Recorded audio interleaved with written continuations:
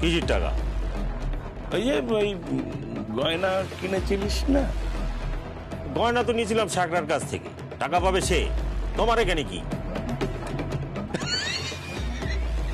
আরে এখন তার সবকিছুই তো আমার।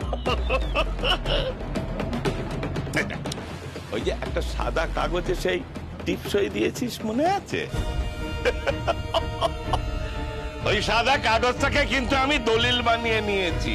না না না, তোর তো চিন্তা করার কোনো দরকার নেই। আমি আদালতে গিয়ে ওই উকিলের সঙ্গে একবার কথা কয়ে নিয়েছি। এ কালী, বল না, ওই থানায় গিয়ে বড়বাবুর সঙ্গে একবার কথা বলেছি না? দেখেছ গঙ্গা, সেই যে মাথায় লেগেছিল না, এটা এখনো থেকে থেকে টনটন টনটন করে। দেখ দেখ কিরকম দাগ হয়ে গেছে। না মানে ভাগ্যিস কাটেনি বা সেলাই করতে হয়নি। অবশ্য সেলাই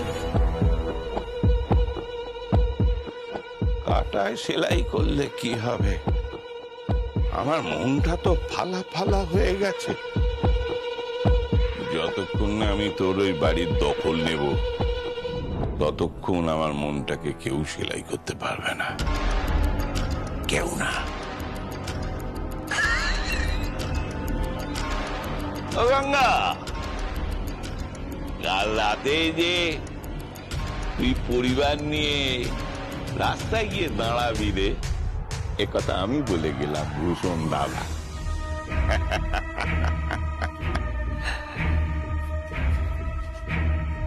এই দেখো ও গঙ্গা, আরে বড় মেয়েটার তো বেশ ভালোই বিয়েটা দিলি, আর ছোট মেয়েটা তো তোর সংসারে খেটে খুটে একেবারে অমন রং কালো হয়ে গেল। হ্যাঁ, তুই ওকে দিয়ে এইভাবে খাটাচ্ছিস কেন রে? কৃষ্ণা, তোর বাপ তো এবার গাছ তলায় গিয়ে দাঁড়াবে। না না, তুই চিন্তা করিস না, আমি তোকে নিয়ে যাব আমার সংসারে, আমি তোকে রানী করে রাখবো। বাসন কুসন কিচ্ছু মাজতে হবে না, এর জন্য ওই দাসী বাঁধি সব রেখে দেবো, তুই যা বলবি তাই হবে, তোকে আমি রানী করে রাখবো। তো বাপ তো জানে না শকুন যখন ওপরে ওড়ে তার নজর থাকে কিন্তু নিচের দিকে। একবার শিকার পেলে চৌ করে নিচে নেমে এসে শিকারটা নিয়ে শৌ করে উপরে উঠে যায়। আমার শিকার হলো সেই তুই।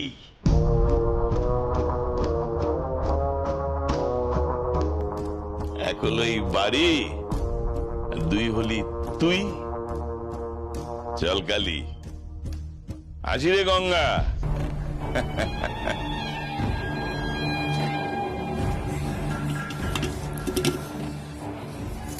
আচ্ছা, দলিল তো ছিল শ্যাকার কাছে, তারপর সেটা কেদার রায় নিয়ে গেছিল, তো এই লোকটা এলো কোত্থেকে? ঠিক, একদম ঠিক বলেছ। দলিল তো ছিল কেদার রায়ের কাজ। তাহলে আচ্ছা, আমাদের এই ভিটে বাড়িটা চলে যাবে নাকি? মা, কি হবে এবার মা? বাবা, আমরা এই বাড়িতে আর থাকবো না? কেন থাকবো না? কিসের জন্য থাকবো না? এ বাড়ি আমাদের কাছ থেকে কে নেবে? হ্যাঁ, আমাদের আস না, আমাদের মাস না, সে আমাদের ঠিক রক্ষা করবে। তুই থেকে তুমি কার কথা বলছো? তুই বুঝলে না, আমি যমুনার কথা বলতিস। যমুনা মা দেখো আমাদের ঠিক রক্ষা করবে। তুমি তো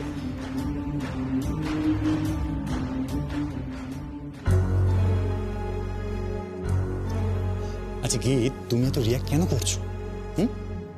তোমাকে তো অ্যাডজাস্ট করতেই হবে। দেখো, তোমার দাদা একজনকে ভালোবেসে বিয়ে করে নিয়ে এসেছে। আচ্ছা, সেই মেয়েটার কথা না ভাবলে তুমি অন্তত তোমার দাদার কথা ভেবে একটু অ্যাডজাস্ট করলে। আমি ওর সাথে অ্যাডজাস্ট করতে পারবো না, আমি ওর সাথে কিছুতেই অ্যাডজাস্ট করতে পারবো না। এটা তুমি কেন বুঝতে পারছো না? শোনো, ও আজকে সকালবেলা আমাদের বাড়িতে ব্রেকফাস্ট বানিয়েছে, চিজ অমলেট বানিয়েছে, হ্যাশ ব্রাউন বানিয়েছে, বাবার জন্য কফি বানিয়েছে, হোয়াইট সস পাস্তা বানিয়েছে, আর দুদিন পরে দেখবে ও আমাদের মতন জামা কাপড় পরা শুরু করে দিয়েছে। তারপর দামি দামি গাড়ি চড়ে বেড়াবে। ইনফ্যাক্ট ওর কিন্তু আমাদের মতন সোশ্যাল অ্যাক্টিভিটিসও হয়ে গেছে। কিছুদিন পরে দেখবে পার্টিতে যাচ্ছে, সবকিছু করে বেড়াবে ও। শিল ডু এভরিথিং। তো তো কি হয়েছে তাতে? কি হয়েছে তাতে মানে? তুমি কি ভুলে যাচ্ছ বেদ কোনোভাবে? ও গঙ্গা ঢাকির মেয়ে। হ্যাঁ, she is no one, she is just a ঢাকি, যমুনা ঢাকি। তুমি কোনো কারণে ইরিটেট হয়ে আছো। তুমি শান্ত হও, তুমি কফিতে চুমুক দাও তো, নার্ভগুলোকে একটু শিথিল করো। আচ্ছা ঠিক আছে, আমার দিকে দেখো, আমার দিকে দেখো। আচ্ছা তুমি আমায় ভালোবাসো তো? হ্যাঁ। তাহলে তুমি যাকে ভালোবাসো তাকে যদি কেউ কিছু বলে তুমি কি করবে? তো আমি তাকে ছেড়ে দেবো নাকি? ঠিক তাই, তোমার দাদাও ঠিক তাই করবে। শুধু শুধু তোমাদের ভাই বোনের মধ্যে ডিস্টেন্স তৈরি হবে। একটু বোঝার চেষ্টা করো প্লিজ। সংসারে থাকতে গেলে একটু অ্যাডজাস্ট করতেই হয়। আমি ওর সাথে অ্যাডজাস্ট করতে পারবো না। আমি আর কতবার বলবো তোমাকে আমি ওর সাথে অ্যাডজাস্ট করতে পারবো না, আমি ওর সাথে অ্যাডজাস্ট করবো না। ক্লিয়ার? ও খুব বলেছিল না ও নাকি আমাকে ওই যমুনা ঢাকি নাকি আমাকে চাপকাবে, ও নাকি আমাকে শিক্ষা দেবে, আমাকে নাকি ও শুধরে দেবে। কেন বলো তো? Am I bad? হ্যাঁ, আমি কি খারাপ? বেদ, বেদ আমার কি কোনো প্রবলেম আছে? না না, তুমি বলো, তুমি কি আমার মধ্যে কোনো প্রবলেম দেখতে পাও? প্লিজ বলো। না না, তোমার মধ্যে কোনো প্রবলেম নেই, কিন্তু দেখো একই বাড়িতে থাকতে গেলে ননদ বৌদির তো ঝামেলা হয়। কিসের বৌদি? হ্যাঁ, কিসের বৌদি বলছো তুমি? আর বেদ, আমি তোমাকে কতবার বলবো বলো তো, কিরকম ভাবে আমি তোমাকে বোঝাবো যে যমুনা ঢাকিকে আমি বৌদি হিসেবে কোনোদিন মানতেই পারবো না। তুমি মানি না জাস্ট। তাহলে কি করবে? সামনে জগদ্ধাত্রী পুজো আসছে জানো তো? হ্যাঁ। অনেক বড় মেলা বসে ওখানে। কি করবে তুমি? ওই মেলায় যদি যমুনা ঢাকি হারিয়ে যায়,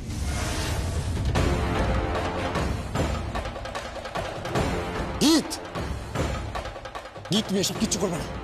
ওরা সবে সংসার শুরু করেছে, এরপরে হানিমুনে যাবে। ওরা হানিমুনে যাবে না বেদ। অ্যাটলিস্ট এই জগদ্ধাত্রী পুজোর আগে তো হানিমুনে যাওয়ার কোনো চান্সই নেই, কোনো সম্ভাবনাই নেই।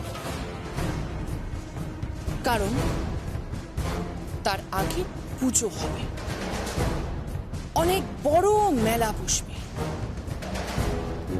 আর তারপর ওই মেলা থেকে যমুনা ঢাকি হারিয়ে যাবে।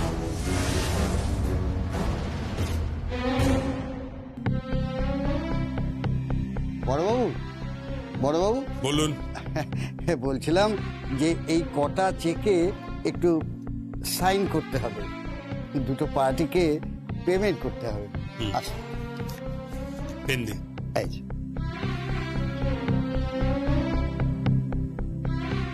দাদা, ওই শুধু দুটো পার্টির পেমেন্ট করলেই হবে না, আমাদের কারখানার রিপেয়ারিং এর জন্য টাকা লাগবে। ওরা একটা কোটেশন পাঠিয়েছে। আর তাছাড়া ওই আমাদের যে জগদ্ধাত্রী পুজোটা হয় না, প্রতিবারই তো আপনি ওদের একটা মোটা অঙ্কের চাঁদা দেন, তো সেই চেকটাও সই করে দিন। ঠিক আছে, যা যা আছে সেগুলো লিখুন, আমি সই করে দিচ্ছি। আগে চেকে সব লেখা আছে, শুধু সাইন করে দিলেই হবে। কোন খাতে টাকাটা দিচ্ছেন যাচাই করে নিয়েছেন তো?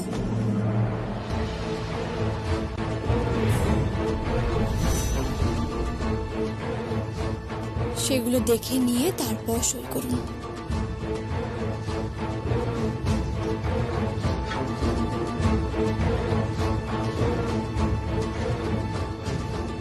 অনু কোথায়? তুমি কেন বিছানার চাদর ঠিক করছো? মাকে ছুটি দিয়েছি, সারাদিন তো বাড়িতে বসিয়ে থাকি, কোনো কাজকর্মই তো নেই, তাই ভাবলাম এই কাজগুলো আমি করি, তাই মায়ের আজ ছুটি।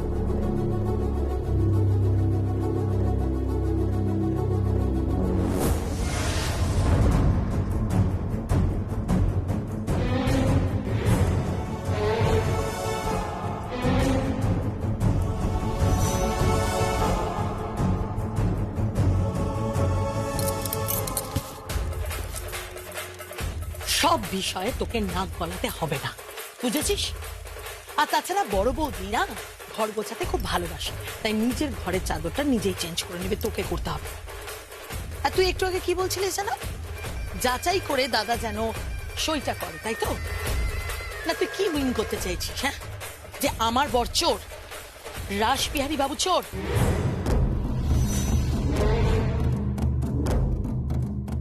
তুই জানিস যে রাসবিহারী বাবু কত বছর ধরে এই বাড়িতে চাকরি করে? হয়তো তুই তখনও জন্মাসও না। আর দাদা, দাদা তুমি চুপ করে আছো, তুমি কিছু বললে না? আমি ওর এত বড় স্পর্ধা দেখি অবাক হয়ে যাচ্ছি। একটা ডাকির মেয়ে, পেতে পেতিস না ভালো করে, এই বাড়ির টাকায় তোদের পেট চলতো, আর সেই তুই নাকি এখন এই বাড়ির লোকের কাছ থেকে টাকার হিসেব চাইছিস। হিসেব তো আমি চাইনি, আমি শুধু বাবাকে বলেছি টাকাটা যাচাই করে দিতে, ব্যাস। কে বলতে পারে আসলে যে টাকাটা লাগবে আর ওখানে যে টাকাটা লেখা আছে হয়তো আলাদা।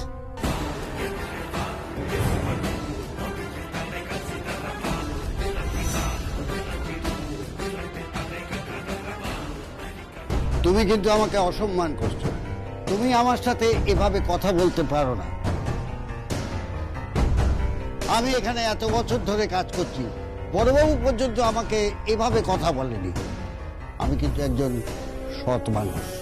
আপনি আমায় ভুল বুঝছেন, আমি জানি আপনি সৎ মানুষ, কিন্তু হাতের 5টা আঙুল তো সমান হয় না, তাই না? আমি এই কথাগুলো আমার পিসেমশাইকে বলছি।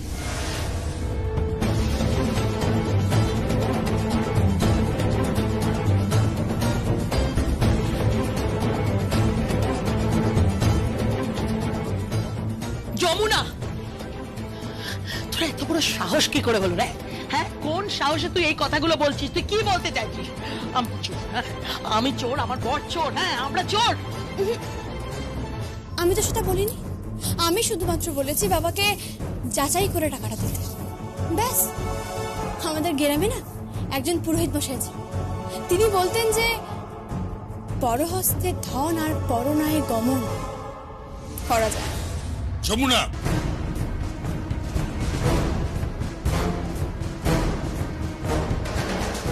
বাড়ির গুরুজনদের অসম্মান করবার অধিকার আমি তোকে দিইনি।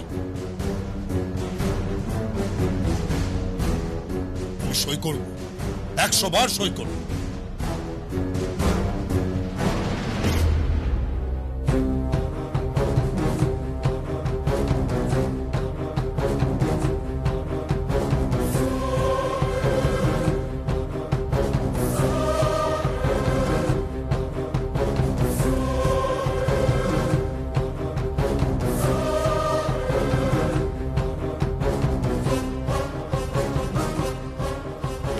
বাবু দিন।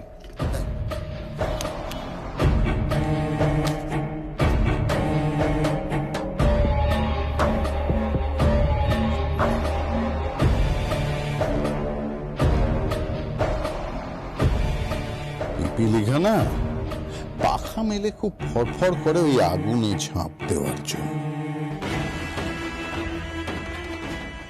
আর তুই তো আগুনে ঝাঁপ দিয়েই দিয়েছিস, এই রায় বাড়িতে এসে তুই তো আগুনে ঝাঁপ দিয়ে দিয়েছিস।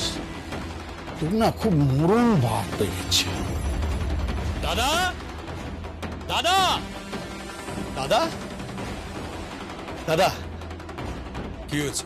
জমে গেছে দাদা, জাস্ট জমে গেছে। রাতের মেনু যেটা হয়েছে শুনলে না তোমার মাথা খারাপ হয়ে যাবে। যা যমুনা ফাটিয়ে দিয়েছে, ভাবতে পারবে না কি সব মেনু। ওই ইলিশ মাছটা পুড়িয়ে, বুঝলে কি?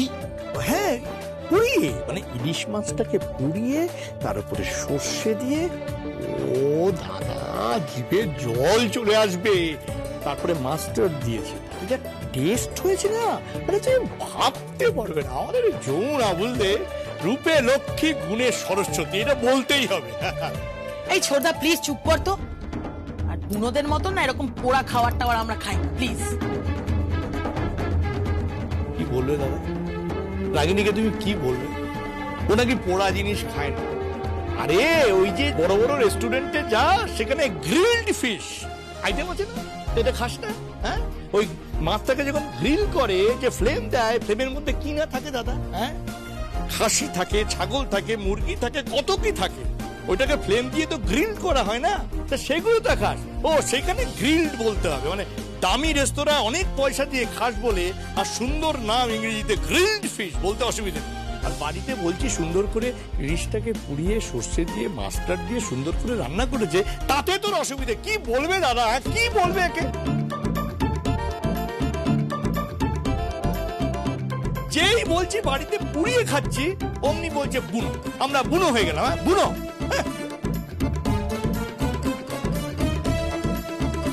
এই যেমন সরি কথার মধ্যে হয়ে গেছিল, এবার তো রাজ্যগুলো দাদাকে বল বল। কিসের আর্জি? না না কিসের আর্জি? ছোটটা তুই থাম তো। ও আবার কি আর্জি জানা? অভদ্র অসভ্য মেয়ে, গুরুজনদের সম্মান পর্যন্ত করতে পারে না।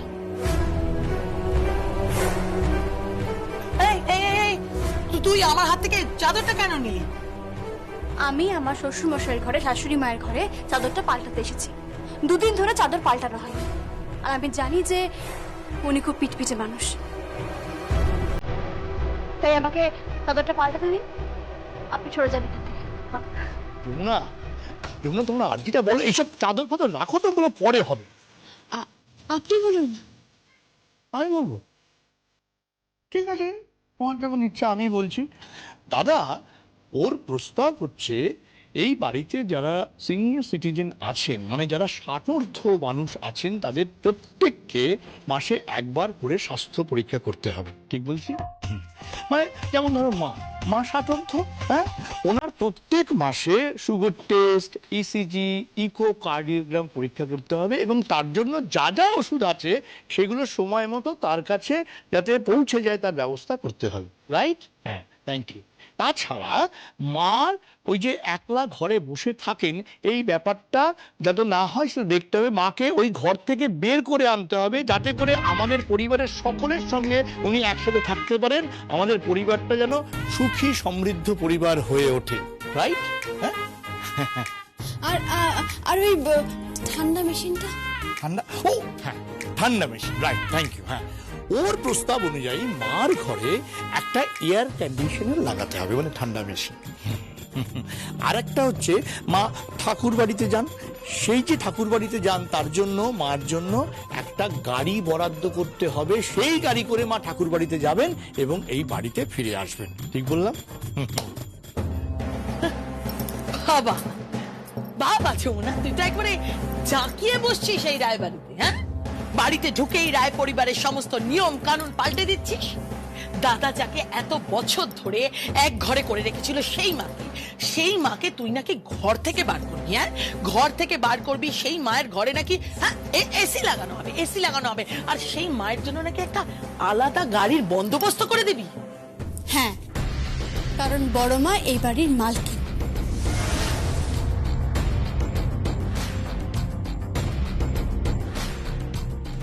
তাই না কাকা? হ্যাঁ একদম। এই বাড়িতে যা কিছু আছে এই সমস্ত সম্পত্তির মালিক হচ্ছে আমাদের মা। একদমই তাই।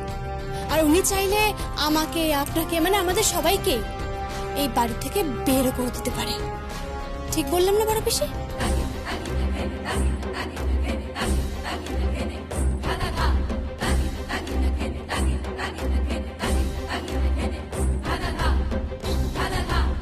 যমুনা, সহবত জানিস না তুই, জানবি বা কি করে? কতগুলো অশিক্ষিত মানুষের মধ্যে তুই বড় হয়েছিস।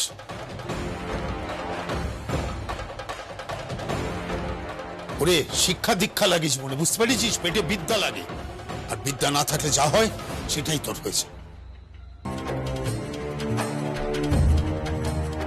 এক কাপ কফি, চিজ অমলেট আর ইলিশ মাছ পোড়া খাইয়ে তুই ওকে কাজ করতে পারিস, কিন্তু এই চিজ অমলেট আর কফি দিয়ে কেদার রায়ের মন জয় করা যায় না। আরে কি মুশকিল। বড়দা, রাগিনী দাঁড়া। রাগিনী, তোকে একটা জিনিস বলতে আমি বাধ্য হচ্ছি। তোর একটা জিনিস আমি লক্ষ্য করেছি, তুই না সব জায়গায় জেনে বুঝে অশান্তি সৃষ্টি করিস। ছোটদা, তুই কি বলতে চাইছিস? এক্ষেত্রে আমি অশান্তি করছি? আমি সবসময় ঝগড়া করি। হ্যাঁ হ্যাঁ, তুই অশান্তি করছিস, তুই সব জায়গায় ঝগড়া করিস, কারণ তুই নিজে তো সুখী নস। এই চাস না তোর চারপাশে যারা থাকে তারা কখনো সুখী হোক। ছোটদা, এসব কি বলছিস? আমি সুখী নই। রাগিনী, ওকে দুঃখ দেওয়ার জন্য আমি কথাটা বলিনি, কিন্তু এটা তো সত্যি রাখিনি। ওই তোর স্বামী প্রশান্ত, এই প্রশান্তর মতো মানুষের সঙ্গে ঘর করলে কখনো সুখী হওয়া যায় না। আপনি আপনি কিন্তু আমাকে অপমান করছেন। জানি প্রশান্ত, এইসব কথাবার্তায় তুমি অসম্মানিত বোধ করছো। তুমি এই বাড়ির জামাই, তোমার সঙ্গে এভাবে কথা বলা হয়তো ঠিক নয় আমার, কিন্তু তোমার এই চাল চলন, কথাবার্তা, বেশভূষা কোনোটাই আমার কাছে খুব একটা সুবিধের মনে হয় না প্রশান্ত। বলতে বাধ্য হলাম।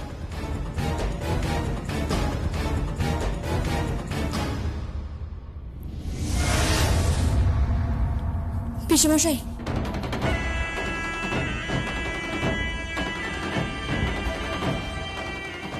শুধরে যান, এখনো সময় আছে। শুধরে যান। আমাদের কথা না হোক, অন্তত নিজের স্ত্রীর কথা ভেবে শুধরে যান। আপনার স্ত্রী বড্ড কষ্ট পায়, সেটা আমি বুঝতে পারি। বাইরের থেকে যেমনই হোক না কেন, যতই ঝগড়া করুক না কেন, আসলে উনি আপনাকে নিয়ে অহংকার করতে চায়, আপনার জন্য গর্ববোধ করতে চায়। তাই বলছি, শুধরে যান।